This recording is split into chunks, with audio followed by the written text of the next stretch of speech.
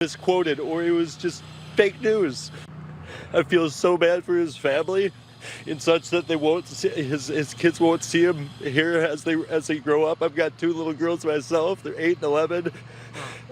They both love the Lord. They're both in Christian school because education has gone down so bad in this country.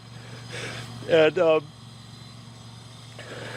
I feel so blessed that somebody like Charlie Kirk has been here on earth to help us get in the right direction. Yeah. And that's really a feeling that's been echoed from a lot of the other people that have been showing up here. Meantime, Bob and Katrina, the U.S. Secret Service continues its preparations in advance of President Trump's expected visit to Arizona this coming weekend to attend the memorial service this coming Sunday at State Farm Stadium in nearby Glendale. I'll send it back to you. John Huddy, thanks for the update.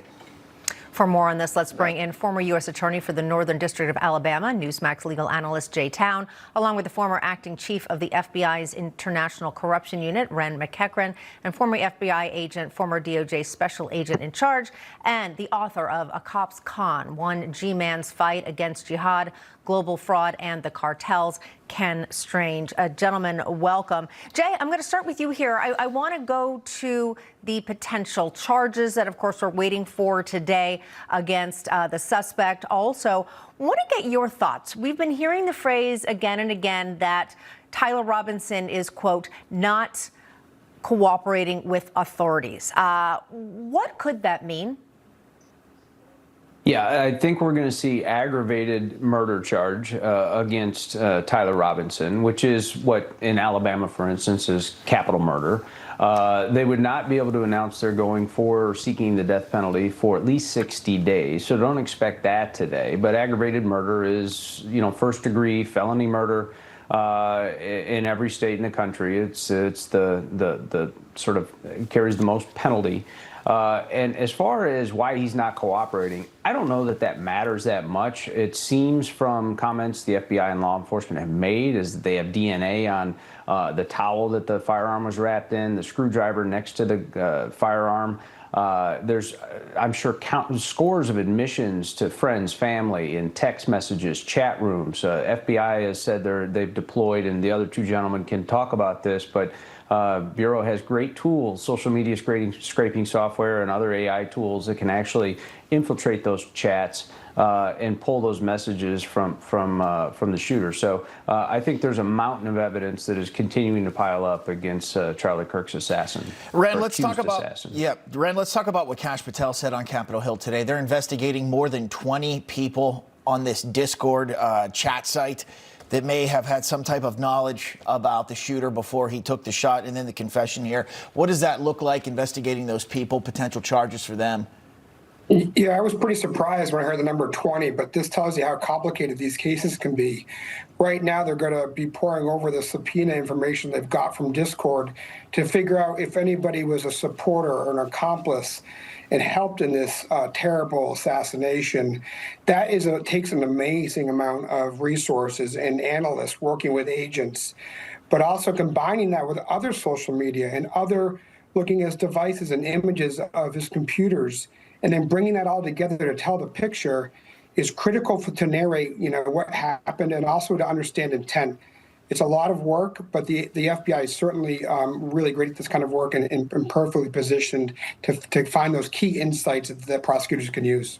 Ken, let's extend this a little bit. Anyone perhaps who had read any of those social media points by the alleged assassin, would they in any way be implicated if they simply had just, again, read them and not somehow been involved in the planning? Because, I mean, there's so many times, I'm sure, you see someone say something stupid on social media and you kind of brush it off, not realizing it was essentially a plan that was about to be put into action. Yeah, that's a great question. And of course, it's going to depend on the interview and re-interview of these people and to find out exactly, why they didn't respond to this. Was it something that they casually brushed off, or, did they understand the shooter and they were in agreement? So that would make them complicit. But again, this is just the beginning of the investigation, and they will have to interview and re-interview all suspects. Jay, what makes the murder charge aggravated? What elevates it to that in this case? Yeah, well, under Utah law, if there's grave risk to others, that's what makes it aggravated murder. It was intentional murder. So if you're seeking the death penalty, you have to have other aggravating factors, 2 or more people, let's say, or a child under the age of 12. When you shoot into a crowd of people, that does put others in danger, regardless of how cunning the shot might have been. And certainly the substantial planning and premeditation also plays into any potential federal charges. Those are aggravating factors as well. They're always weighed against mitigating factors to determine penalty of death. But that's what would, I think, in this case, that's probably the only. All right, guys, we got to break in the press conference in Provo starting right now. Let's listen in. Point, and then he will take questions. The number of questions may be limited, however. I may cut it off. I may assist him in helping to pick the people who are asking the question. We just ask that you keep the questions to the process of what we're talking about and refrain from asking questions that speculate or get into the political dynamic of the case. For Utah County, this is a murder case, and we're trying a murder case. We're trying to keep the questions to that, but I understand that you're under pressure and have a lot of different questions, and we'll try to answer them. We're joined today by our sheriff and our prosecution team and our county commissioners. Jeff is going to be the only one speaking right now, and I'll introduce right now County Attorney Jeff Gray.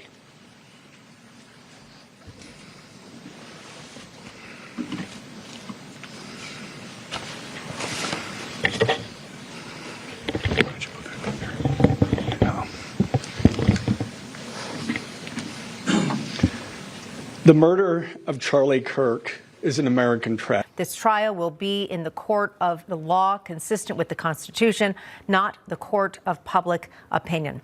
Back with us, former U.S. Attorney for the Northern District of Alabama, Newsmax legal analyst Jay Town, along with the former acting chief of the FBI's International Corruption Unit, Ren McEachran, and former FBI agent, former DOJ special agent in charge, Ken Strange. Gentlemen, thank you for waiting with us during, I think, what was a very detailed press conference there with Attorney Gray. Ren, I'm going to start with you. Your takeaway there.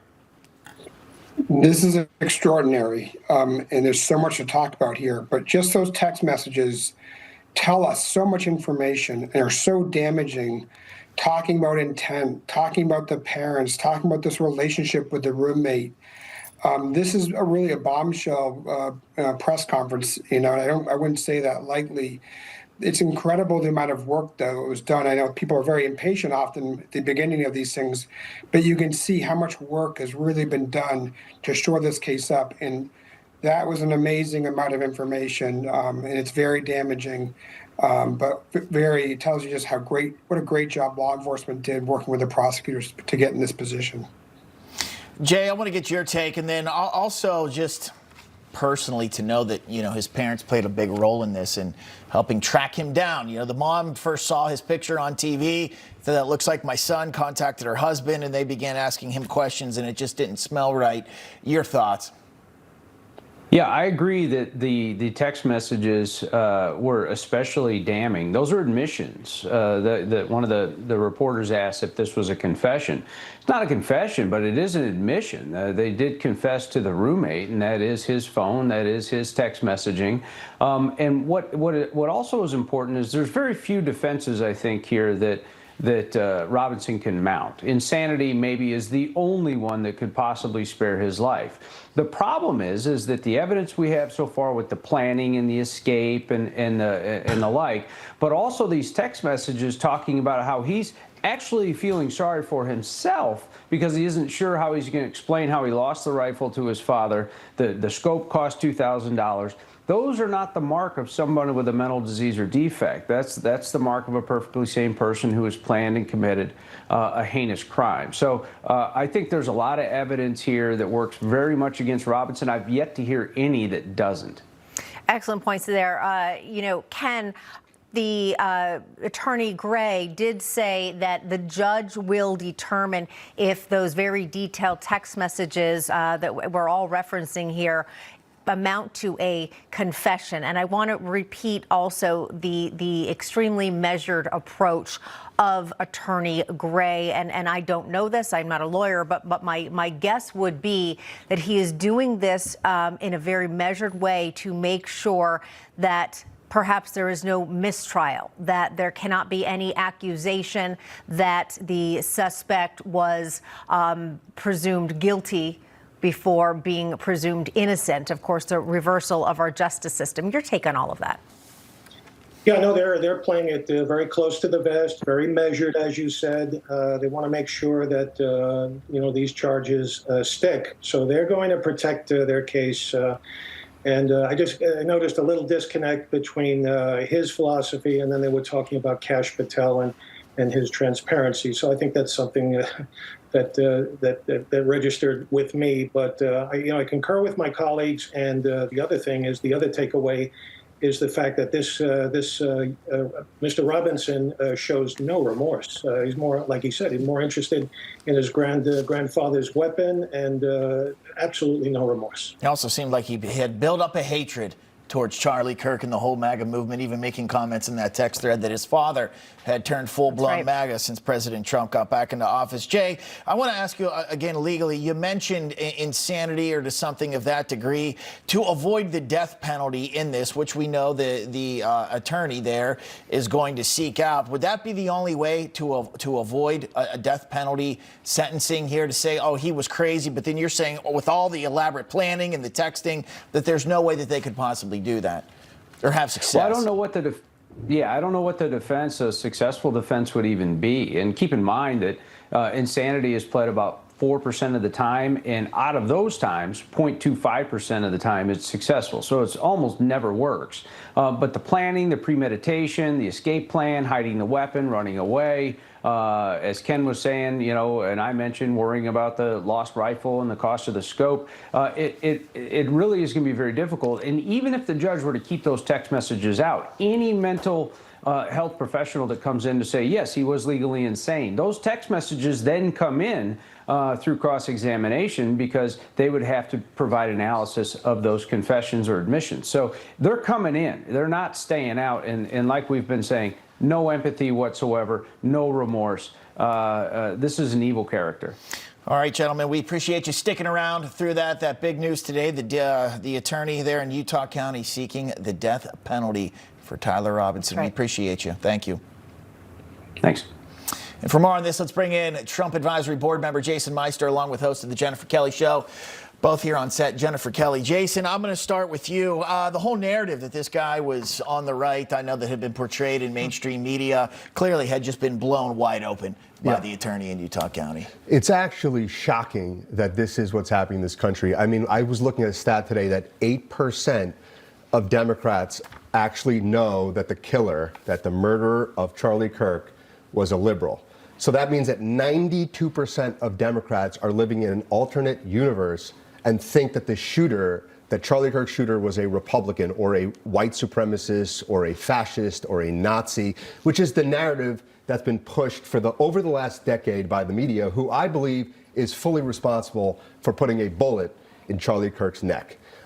When you continue to tell the American people and push this into the bloodstream of the American population that it's white supremacy, that it's Nazis, fascists, that these are your political enemies, that you need to go to war with your political enemies, this is the result of that. And we need to rein in the media, the legacy media, because this is dangerous. And the fact of the matter is that the left-wing, radical left-wing violence is the biggest threat in this country right now, not right-wing violence. Let's get to those charges, 7 of them. We have a graphic so you can look at them here. 1 account of aggravated murder, 1 account of felony discharge of a firearm, 2 accounts of obstruction of justice, 2 counts of witness tampering, and the commission of a violent offense in the presence of a child. Attorney Gray said that the alleged shooter targeted Charlie Kirk for his political expression, knowing that children were present and would witness the homicide. Again, very much seeming to go into the aggravated